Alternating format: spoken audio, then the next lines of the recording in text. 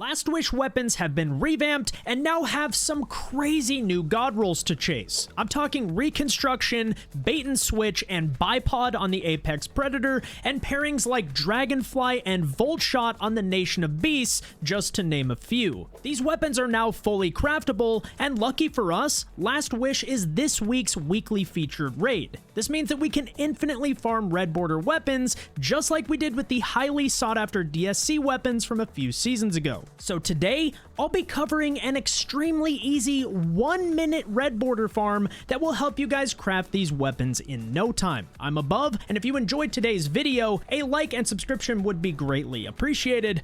Now, let's get into it. First things first, we're gonna load into the first encounter of Last Wish. Kalli is by far the most efficient encounter to farm, with each run taking anywhere between 1 to 2 minutes. For this, I recommend that your fire team runs 2 slug shotguns, with at least one person on tractor cannon and another utilizing anarchy. We do not want to use divinity on this boss, as Techians are crit-based enemies, which means that a divinity bubble will actually lower your overall damage output. I recommend having one person hold this checkpoint on a different character, allowing you to skip the opening of the raid each time you kill the boss. After rallying the flag, have your Anarchy user travel to the center of the arena to start the encounter. I like to shoot an Anarchy on the ground to trigger the boss, then sprint in a circle to avoid her boop attack. After she does this, apply another Anarchy to the boss, and this will bug out her AI, allowing your team to skip the usual setup of this encounter. And while you're doing this,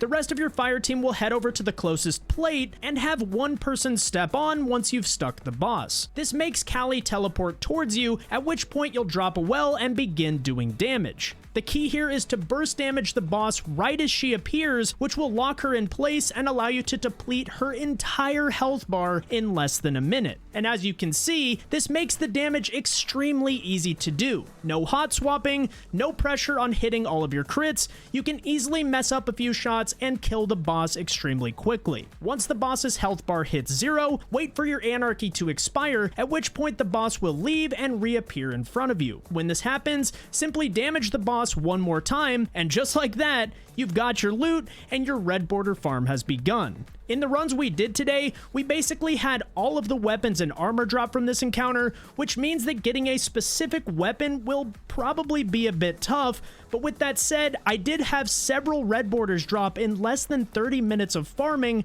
so the rates do seem quite a bit better than DSC. Plus, most of these weapons are pretty desirable, so there isn't really a downside to farming this. Once you've completed a run, simply join on the person holding the checkpoint, and when you join them, have them swap back off that character to ensure you keep the CP. When you load in, simply rally the flag and rinse and repeat this process to farm the boss. The best part is that you can easily do this with 5 people, which means you don't even need to wait for your 6th to fully load in before killing the boss. While your CP holder is loading in, the other 5 can start the farm, getting Kalli low as they arrive. Then once their ghost loads in, Kalli dies, and all 6 of you get the loot. This may seem a bit extreme, but trust me, it actually saves a ton of time when you're doing multiple runs. I actually recommend doing this on all 3 characters to start, as you can make your way to the hidden chest on the way to Shirochi once per character for chances at additional red borders. And as a disclaimer, if something goes wrong when sticking the boss with Anarchy, such as missing one of your mines, the boss will not stay at the plate when you go to damage her. She'll actually teleport away, which means you'll simply have to wait for her to go to the middle of the arena when she summons her onological weapon. The good news is that you can still easily bake her with the double slug setup I mentioned before, and this issue is quite rare once your Anarchy user is comfortable with this setup. I'll let a full run play out in the background for those who want to see the farm in action. Otherwise, I hope you enjoyed the video, and if you did, a like and subscription would be greatly appreciated. You can also catch me live on Twitch tonight, farming red borders with my community at twitch.tv/above, so swing on by for a chance at some red borders. Anyways, that's it from me.